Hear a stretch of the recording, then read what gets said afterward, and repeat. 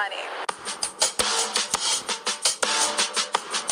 The onset of the coronavirus pandemic is forcing institutions around the world to rethink about one particularly germy surface: cold, hard cash. This is going to be hard to hear, but according to multiple studies, microorganisms found living on the surface of cash and even credit cards range from mouth and vaginal bacteria to flu-like viruses. But what if you can make your daily purchases without touching a thing?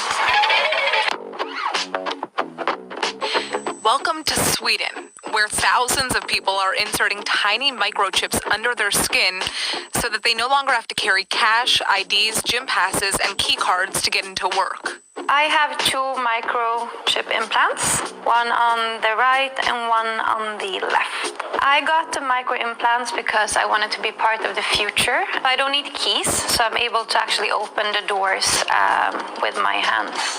These tiny chips are about the size of a grain of rice, and they're implanted into the back of a hand with a syringe. And so far, about 3,000 Swedes have gotten them implemented. So in Sweden, you can actually use it to put your train tickets inside. You can actually use it with Scandinavia's biggest gym chain, so you don't actually need to show your membership card. I use it personally as a business card, so you can actually put your phone on my hand and then my LinkedIn pops up. So, who's behind this technology? This is Hans Seppienshowblad, and he's the CEO and co-founder of Disruptive Subdermals. They're one of the leading companies when it comes to developing microchip technologies. I first encountered chip implants for humans almost 10 years ago. I felt that this is a very interesting technology that we could potentially do some awesome things with. So I bought a bunch online, got together a bunch of friends, and we had our first chip implant party. The number one reason for getting an implant is simply convenience.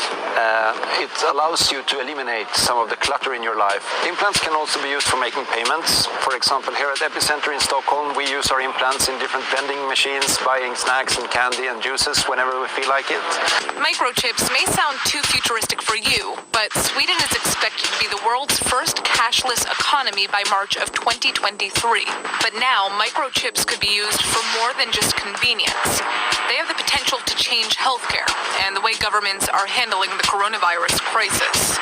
I am convinced that smart implants will provide a marvelous value to people who suffer from different health conditions and need to be able to log their vital parameters on a regular basis.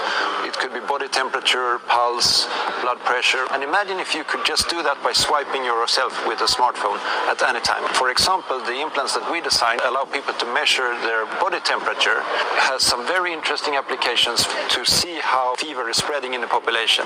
And I think that we will really need those tools to not least understand the ongoing pandemic, but in particular to be able to spot future pandemics at an early stage.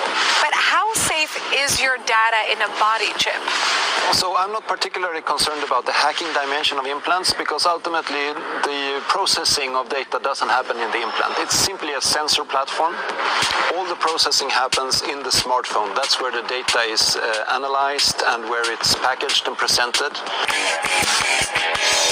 Cybertech experts still cite potential issues with data handling.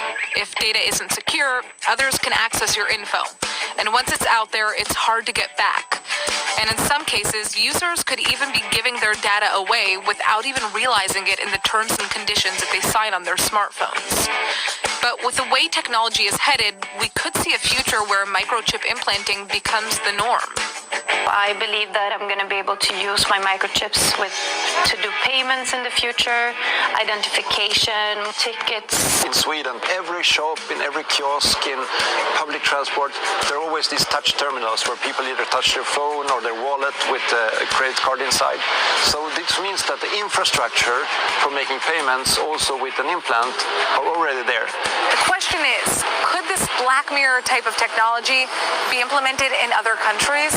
Han's ultimate vision is to take health microchips to developing countries where healthcare systems are less developed, so that people in remote areas with limited access to hospital facilities can just send their health information to doctors around the world to receive diagnosis. But until that technology is fully developed, would you be willing to get a microchip?